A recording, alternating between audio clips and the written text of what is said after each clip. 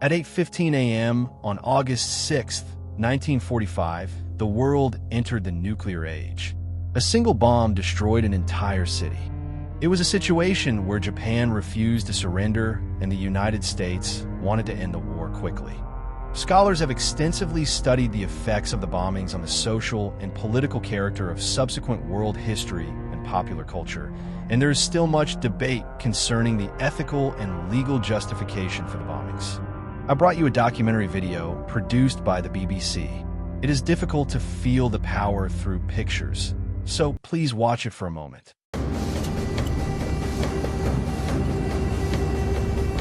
And we were on that bomb run for three and a half minutes.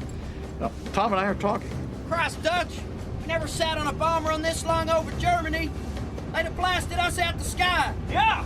He said, nothing there. No opposition, no nothing. Or anything of that type. Just going to bomb the target.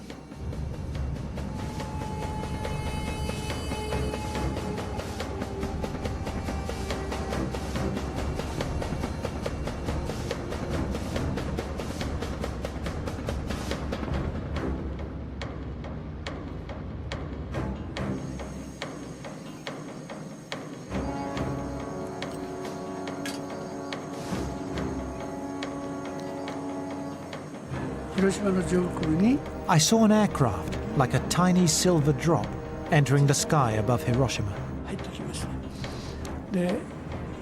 I instantly recognized it as an American plane, as no Japanese aircraft could fly at that altitude at the time. It was just one plane, so I assumed that it was passing by as usual.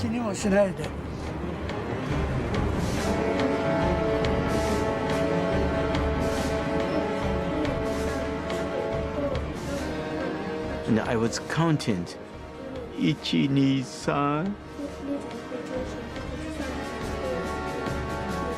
3. I was wiping the desktop. That was when the bomb was dropped.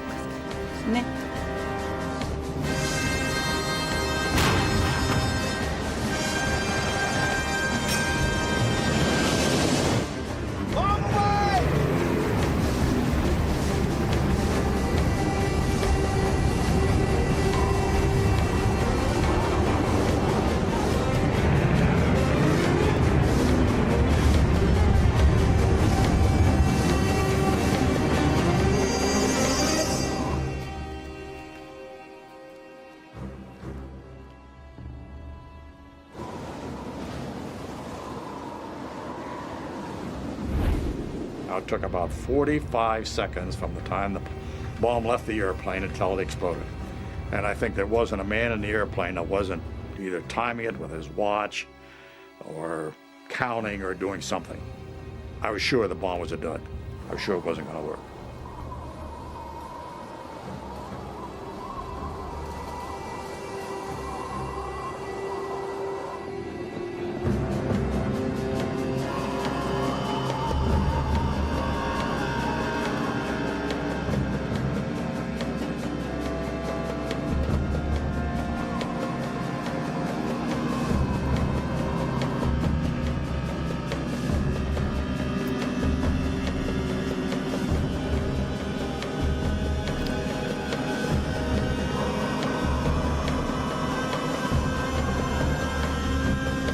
After falling for 43 seconds, the time and barometric triggers started the firing mechanism. A uranium bullet fired down a barrel into a uranium target. Together, they started a nuclear chain reaction. Solid matter began to come apart, releasing untold quantities of energy.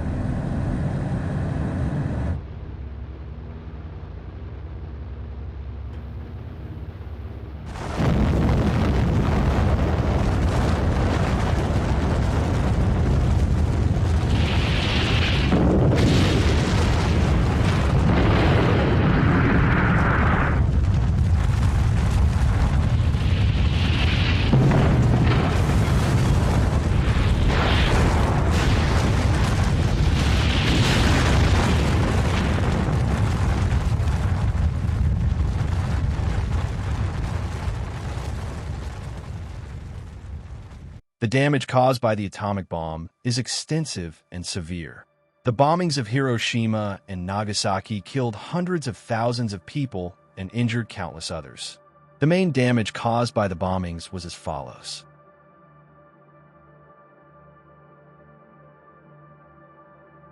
Based on their own observations and testimonies from the Japanese people, members of a survey team divided the incidents and mortality related to the atomic bombings in Japan into several stages. Many people were inside buildings, often at work or at home, when the bombs exploded.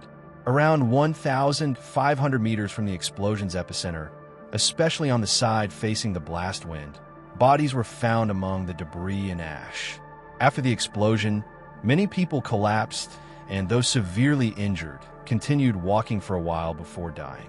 Common symptoms included vomiting, bloody stools, and diarrhea, with evidence of these found on many floors, accompanied by extreme weakness. Many of these individuals died within 1 to 2 weeks after the bombing. Deaths during this time were frequently caused by internal injuries or burns. Most burns were the result of infrared radiation from the intense heat or fires caused by the explosion, especially affecting bare skin and people wearing dark clothing. Following an initial period of high mortality from immediate injuries, deaths from a different cause, purpura, began to appear. These cases were often associated with hair loss, anemia, and skin discoloration. This condition, known as bone marrow syndrome, was marked by a severely reduced white blood cell count and an almost complete inability to prevent bleeding. It is estimated that this stage was most severe between 4 to 6 weeks after the bombing.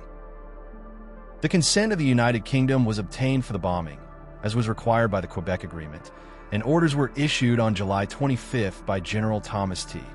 Handy, the acting Chief of Staff of the U.S. Army, for atomic bombs to be used on Hiroshima, Kokura, Niigata, and Nagasaki. These targets were chosen because they were large urban areas that also held militarily significant facilities. On August 6th, a little boy was dropped on Hiroshima. 3 days later, a fat man was dropped on Nagasaki. Over the next 2 to 4 months, the effects of the atomic bombings killed 90,000 to 166,000 people in Hiroshima and 60,000 to 80,000 people in Nagasaki. Roughly half occurred on the first day. For months afterward, many people continued to die from the effects of burns, radiation sickness, and other injuries compounded by illness and malnutrition. Despite Hiroshima's sizable military garrison, estimated at 24,000 troops, some 90% of the dead were civilians.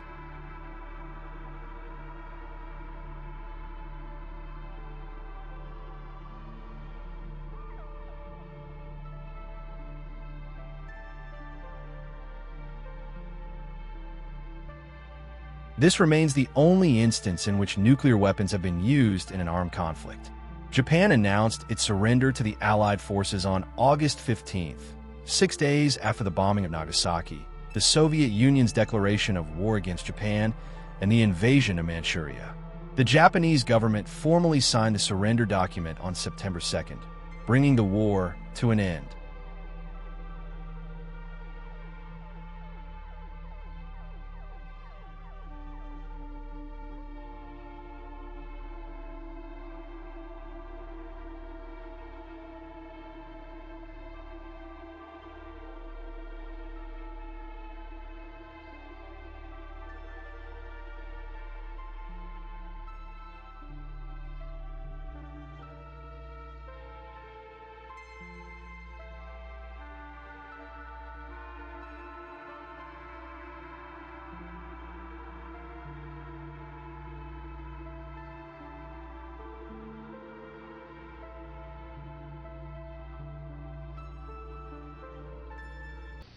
We knew the world would not be the same.